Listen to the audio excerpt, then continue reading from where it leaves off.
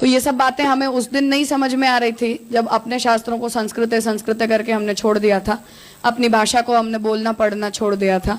अब जब अंग्रेज लोग आकर और हमें अपने शास्त्रों का इंग्लिश ट्रांसलेशन दे रहे हैं और हम उस इंग्लिश ट्रांसलेशन के ऊपर निर्भर हो गए, तब हमें समझ में आता है कि हमें पता ही नहीं है कि वेद में वस्तुतः लिखा क्या है। धनुर्वेद का एक भी भारतीय पब्लिकेशन अवेलेबल नहीं है, एक भी। अब उसमें मैक्स मूलर को गाली देने से कुछ नहीं होता है।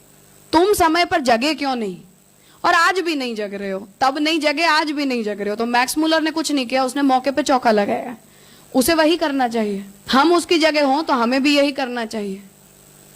हम क्यों नहीं उस गलती से सीखे? चलो अपने शास्त्रों को इकट्ठा करो, अपनी भाषा को पढ़ो, समझो, अपने शास्त्रों का अपना अनुवाद प्रकाशित करो और उसे इतना लोक प्रचलित बनाओ कि उनके प्रकाशनों को लोग पढ़ना छोड़ दें। ऐसा हम क्यों नहीं करते? ये बात हमें समझनी चाहिए अपने शास्त्रों के विषय में, अपनी परंपरा के विषय में, कि उसका बीज बो दिया जाता है और वो बीज जब हम दे देते हैं उसे हम नहीं खत्म कर सकते।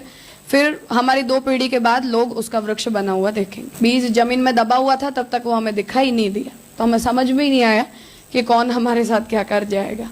ऐसे होता है। ये हमें समझना चाहिए कि शास्त्र की अपनी कुछ कोटि होती है और उन कोटियों का निर्धारण शास्त्र रक्षा के लिए किया जाता है।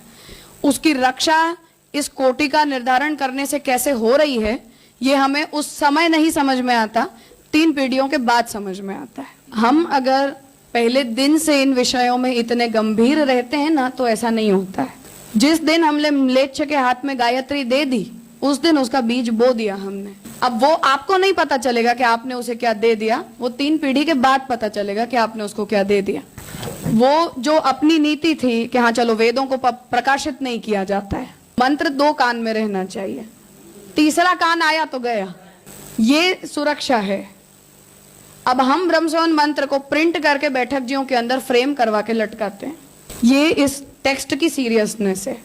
पुरुषोत्तम जी को ये बात क्यों लिखनी पड़ रही है, क्यों ये बात कहने की जरूरत पड़ रही है, वो इसलिए पड़ रही है क्योंकि पुरुषोत्तम जी इस बारे में सीरियस हैं।